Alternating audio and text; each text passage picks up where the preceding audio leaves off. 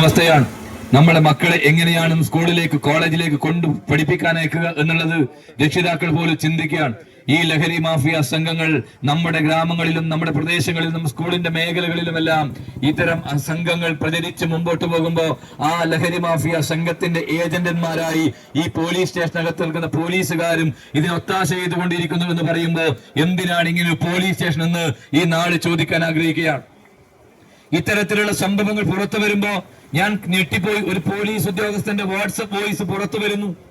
ഞങ്ങൾ ചോദിക്കാൻ ആഗ്രഹിക്കുന്നു, ഇയാൾ CI എന്ന് പറയുന്ന ഒരു ഉദ്യോഗസ്ഥൻ ഇങ്ങനെ സംരക്ഷിക്കുന്ന ആരെയാണ്?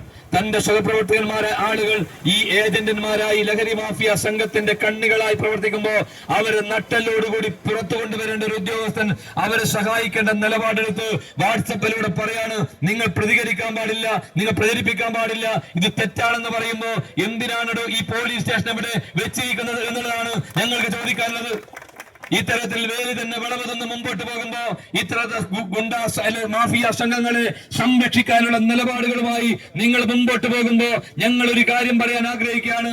ഇത് കേവലം ഒരു മാർച്ച് കൊണ്ട് അവസാനിക്കുന്നതല്ല. ഇതിനകത്ത് ആരായാലും, ഏത് ഉന്നതനായാലും, ഏത് കാക്കിയിട്ട് തെമ്മാടിയായാലും അവനെ ചുങ്കിക്ക് പിടിച്ച് പുറത്തു കൊണ്ടുവരാൻ കൽപ്പുള്ള കഴിവുള്ള യൂത്ത് കോൺഗ്രസുകാർ ഈ